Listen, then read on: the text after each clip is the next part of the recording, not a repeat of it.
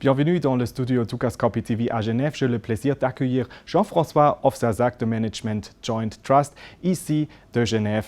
Bienvenue Jean-François. Bonjour Daniel.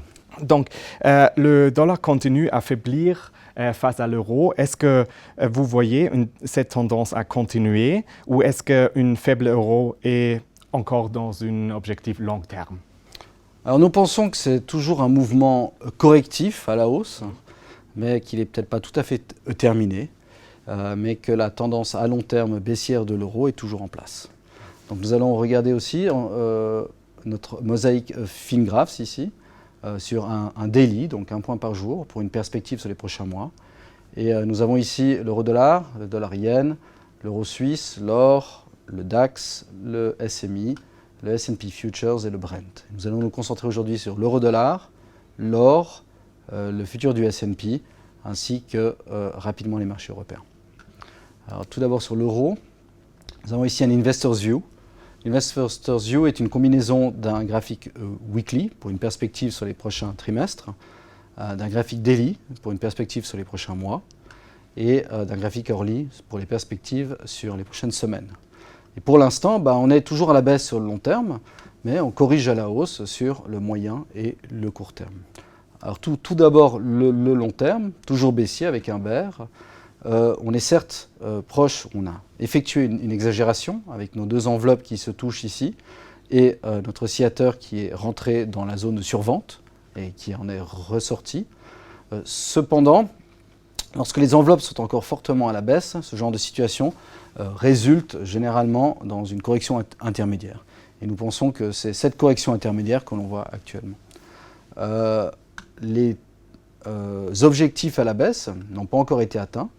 Nous pensons que pour l'instant, il reste peut-être 1 ou 2 trimestres et ces objectifs on pourrait envisager la parité.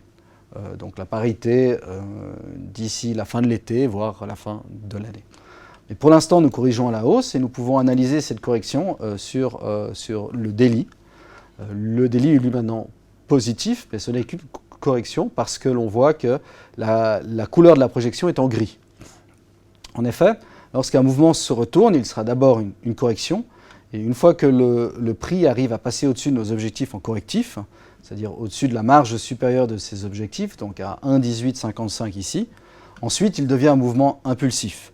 Et il peut mettre en doute la tendance plus importante qui est la tendance du weekly. Mais pour le moment, ce n'est pas le cas. Donc on a une projection en gris qui peut nous emmener entre 1,1345 et 1,1855. Elle a encore un peu de temps devant elle.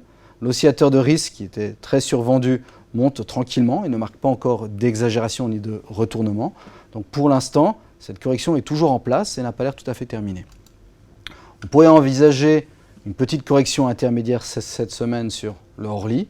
On voit qu'on a plus ou moins atteint les objectifs, que l'on est sur des zones de surachat. On en avait déjà une il y a une dizaine de jours, on en a une autre aujourd'hui. Donc on pourrait voir un petit peu de flottement ici, mais en général on est toujours en boule, donc toujours positif sur le hourly, sur les prochaines semaines, et toujours en boule sur le daily, donc ici sur les prochaines 2-3 semaines, 1 mois à peu près. Donc consolidation à la hausse, elle n'a pas l'air tout à fait terminée, mais la tendance long terme est toujours à la baisse. Merci bien. Et l'or, on a vu que l'or a traversé cette résistance psychologique de 1225. Est-ce que vous pouvez voir une continuation de cette tendance ou quelle est votre perspective? Alors on a beaucoup parlé de ces niveaux ces derniers jours parce qu'en effet ça correspond au retracement de 50% du mouvement de baisse entre janvier et mars. Donc on avait un mouvement qui était parti de 1300 jusqu'à 1150, ce qui fait que divisé par 2 ça nous fait 75 points. Que l'on rajoute à 1150, ça nous emmenait vers 1225 pour un niveau psychologique important. Et on a passé ce niveau ce matin et donc la question qui se pose c'est est-ce qu'on est en train de partir à la hausse dans un mouvement impulsif fort. Alors la première chose, c'est que pour l'instant, la tendance est toujours baissière sur le FinGraphs sans daily. La machine nous identifie une zone de correction depuis le top de janvier. Cette zone de correction est certes finie, mais pour l'instant, elle ne s'est pas encore retournée à la hausse. On notera quand même une certaine exagération sur l'oscillateur qui semble petit à petit se positionner dans une tendance haussière.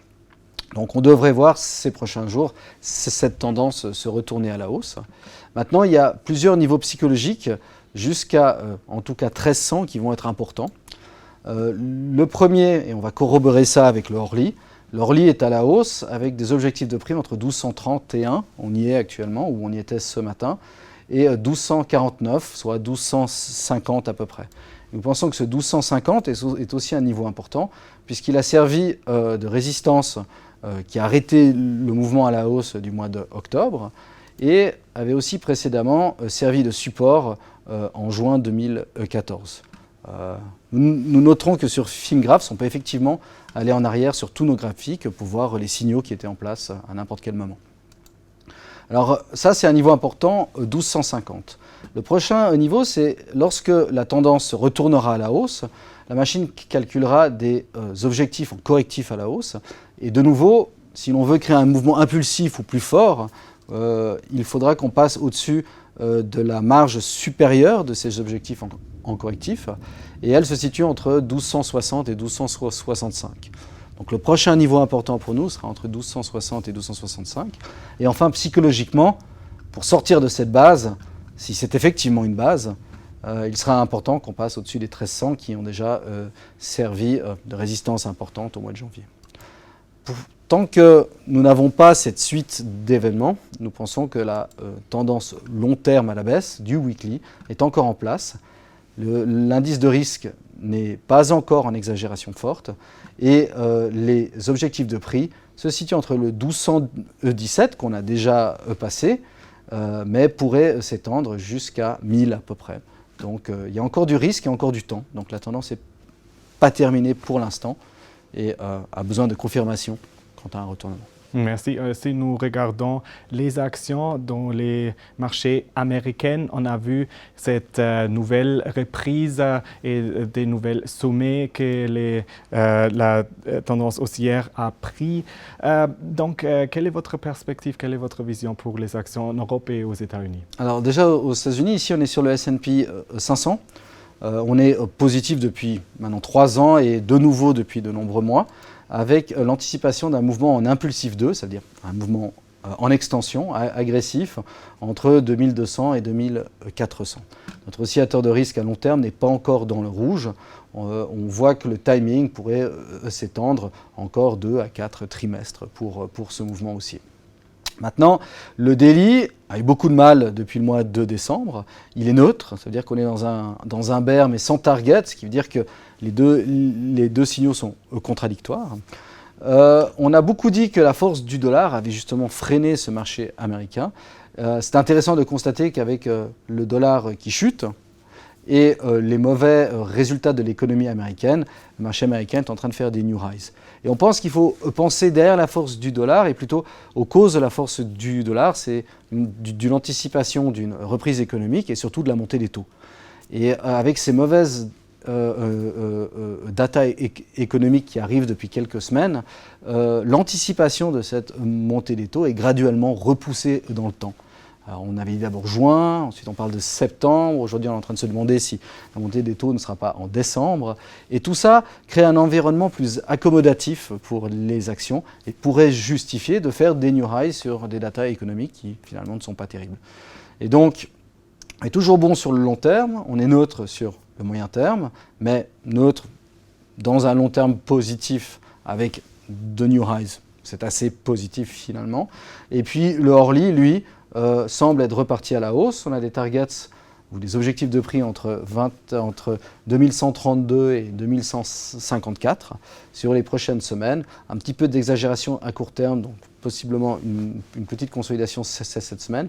Mais en général, on est toujours positif sur le marché action. Merci bien, Jean-François, d'être venu et d'avoir partagé votre connaissance aujourd'hui. Merci beaucoup.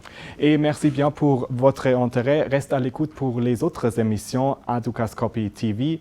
Bonne journée et à la prochaine fois.